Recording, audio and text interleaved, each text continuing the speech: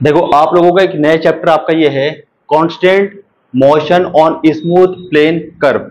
ठीक है, तो यहां पे क्या हुआ, यहां पे जो फिगर बनी हुई है पहले इसको समझो।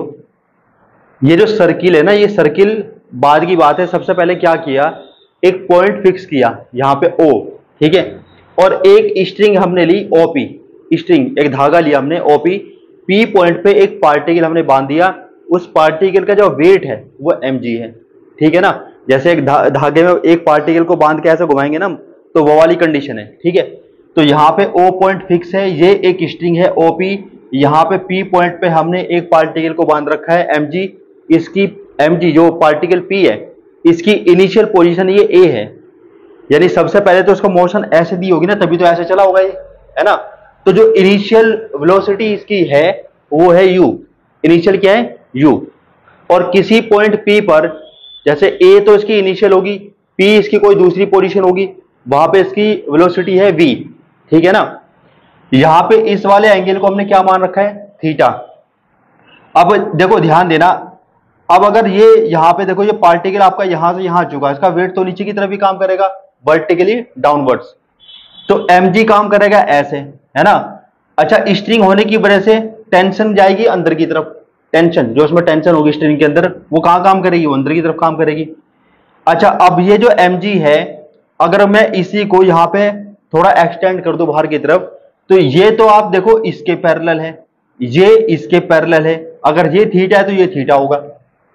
ठीक है ना, तो अगर ये mg है और ये थीटा है, तो ये एक कंपोनेंट आ जाएगा इस mg का, mg cos थीटा।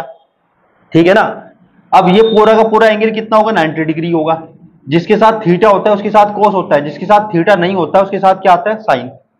तो mg का यहां पे एक कंपोनेंट आ जाएगा आपका mg sin थीटा, जो जो ऐसे काम करेगा टेंजेंशियली, है ना, टेंजेंशियली काम करेगा, वो आपका mg sin थीटा होगा। जो ऐसे काम करेगा वो mg cos थीटा होगा, और जो वर्टिकली डाउनवर्ड होगा वो उसका वेट होगा mg। बात समझ आई। तो यहां पे देखो AP जो है वो क्या है, AP क्या है, AP जो आर्क है ना, आर्क AP की लेंथ यहां पे ऐसे, AP कौन, AP आर्क की बात कर रहे हैं हम, आर्क AP की लेंथ यहां पे क्या है, स्मॉल एस।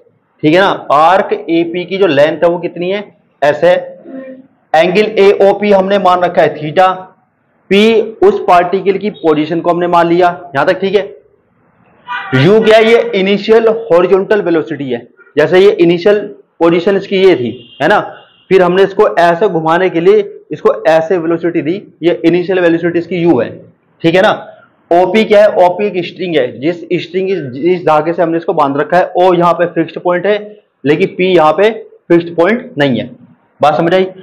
अब क्या होगा, इस पे कुछ फोर्स काम करेंगे, the force is acting on the particle at P point पे फोर्स काम करेंगे। कौन कौन से, पहला तो है इसका वेट mg, जो वर्टिकली डाउनवर्ड्स काम करेगा। ठीक है ना, वो पार्टिकल कहीं भी होगा जो mg है वो हमेशा नीचे की तरफ भी काम करेगा। ठीक है ना, वर्टिकली डाउनवर्ड्स काम करेगा, नीचे की तरफ काम करेगा। एक उस पर काम करेगी टेंशन T, स्ट्रिंग में tension T in the string acting along PO। देखो PO मतलब P से O की डायरेक्शन में जो टेंशन है वो काम करेगी। दो फोर्स काम करेंगे, किस पे काम करेंगे, उस पार्टिकल पे काम करेंगे। बात समझ आई।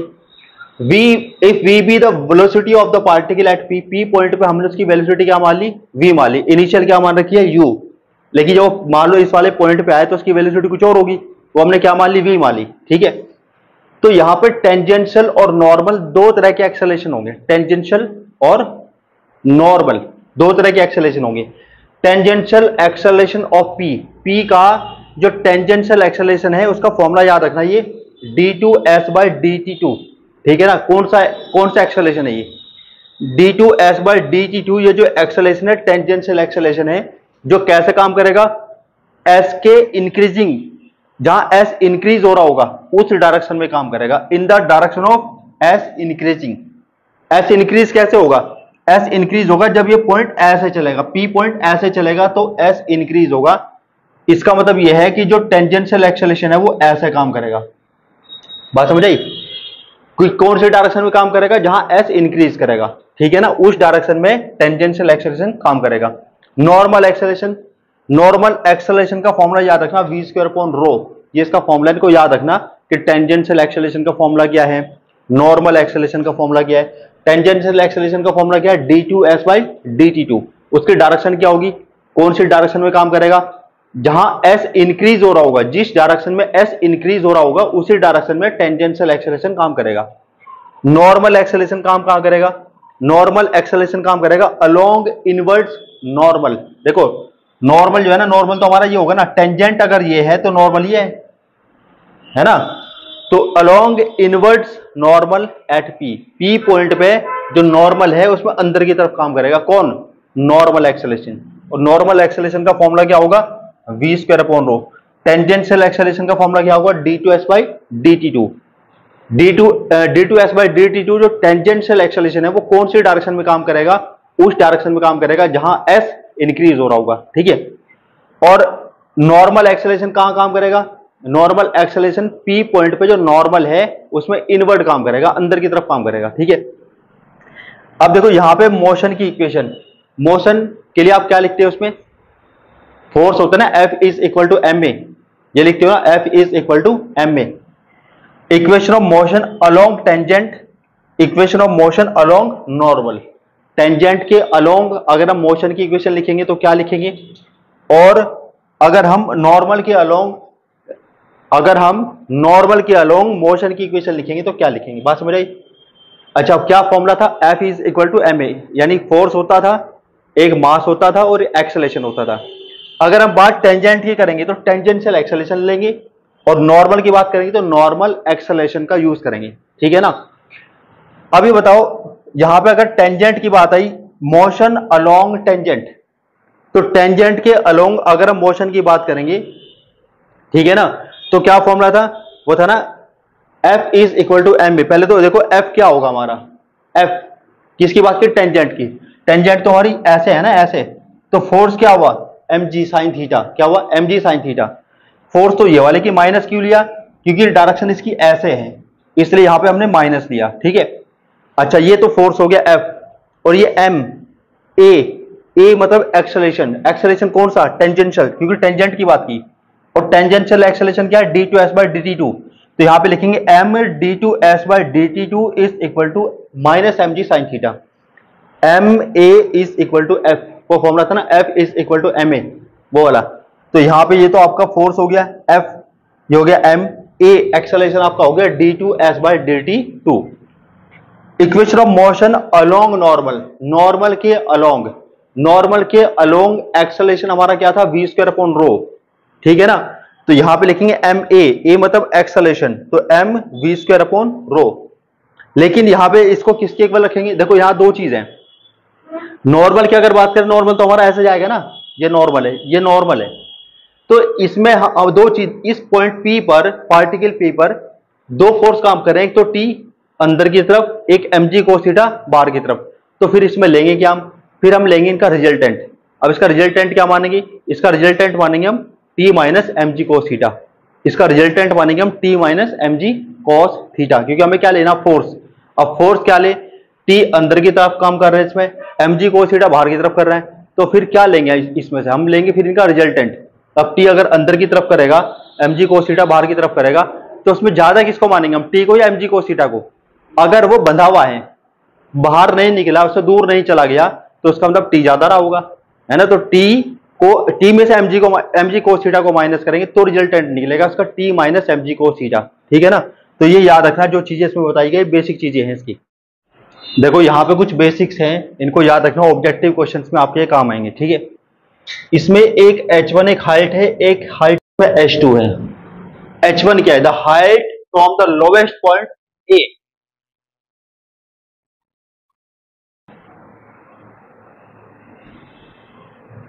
देखो ये कुछ इंपॉर्टेंट पॉइंट्स है जो आपके ऑब्जेक्टिव क्वेश्चंस में काम आएंगे। एक इसमें हाइट h1 है, एक h2 है। h1 क्या है, the height from the lowest point A of the point where the velocity vanishes, और ये किसके इक्वल होगी, u स्क्वायर अपॉन 2g। देखो जहां पे वेलोसिटी क्या होगी, वेनिश हो जाएगी, मतलब जीरो हो जाएगी। वेलोसिटी कहां जीरो होगी, किस हाइट पे जीरो होगी, h1 हाइट पे जीरो होगी, और h1 कितना होना चाहिए, u स्क्वायर अपॉन 2g। जब h1 आपका u स्क्वायर अपॉन 2g होगा तो इसमें वेलोसिटी वेनिश हो जाएगी, मतलब क्या हो जाएगी, जीरो हो जाएगी। ठीक है, और यहां पे ये H1 जो हाइट है वो कहां से है, lowest point A, from the lowest point A. Lowest point हमारा क्या ए, यानी H1 यहीं से लेंगे हम, H2 भी यहीं से लेंगे। H1 भी ए पॉइंट से ही होगा और H2 भी ए पॉइंट से ही होगा। बात समझ आई। तो H1 क्या है, the height from the lowest point A of the point where the velocity vanishes, यानी जो जहां वेलोसिटी वेनिस हो जाएगी, जीरो हो जाएगी, वहां पे उस हाइट को हम क्या कहेंगे, H1 कहेंगे। और H1 हमारा कितना होना चाहिए, यू स्क्वायर अपॉन 2g, इतना याद रखना। H2 क्या होगा, the height from the lowest point A of the point where the tension vanishes, जहां टेंशन क्या हो जाएगी, जीरो हो जाएगी। बात समझ आई।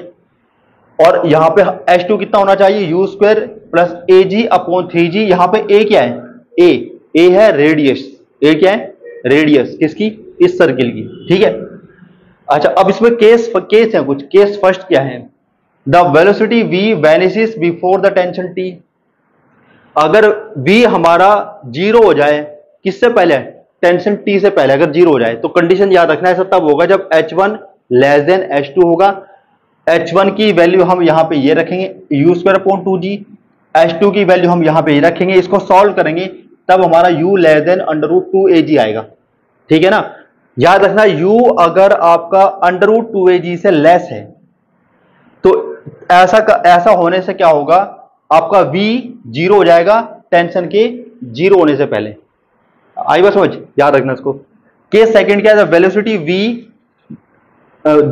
v and the tension t vanish simultaneously, मतलब v और t अगर साथ साथ जीरो हो जाएं, v और t अगर साथ साथ जीरो हो जाएं, तो ये कब होगा, जब H1 और H2 क्या होंगे, दोनों सेम होंगे। ठीक है, और H1 हमारा कितना है, you square upon 2g, H2 हमारा कितना है, you square plus AG upon 3g। इसको सॉल्व करेंगे तो u हमारा निकलेगा √2ag, यानी u अगर √2ag के इक्वल है तो v और t साथ साथ जीरो हो जाएंगे। बात समझ आई। अब केस थर्ड इसमें क्या है, देखो याद रखना, ये अगर u √5ag से ग्रेटर है या फिर u √5ag के इक्वल है। अगर u √5ag से ग्रेटर है तो क्या होगा, the particle describes a complete circle, यानी जो पार्टिकल है वो पूरा का पूरा एक चक्कर लगा देगा, पूरा सर्किल बना देगा वो। कब, अगर u आपका √5ag से बड़ा है तो पूरे एक सर्किल को डिस्क्राइब करेगा। ठीक है, अच्छा अगर u √5ag के इक्वल है, वो भी कहां, हाईएस्ट पॉइंट की बात करें हम, सी पॉइंट की, सी पॉइंट की है यहां हाईएस्ट पॉइंट। ठीक है, u is equal to √5ag at the highest point c, t vanishes but not v, यानी t वहां पे क्या हो जाएगा, जीरो हो जाएगा, लेकिन v जीरो नहीं होगा। कब, अगर u आपका √5ag के इक्वल है हाईएस्ट पॉइंट c पर, तो t आपका वहां पे जीरो हो जाएगा, लेकिन v जीरो नहीं होगा।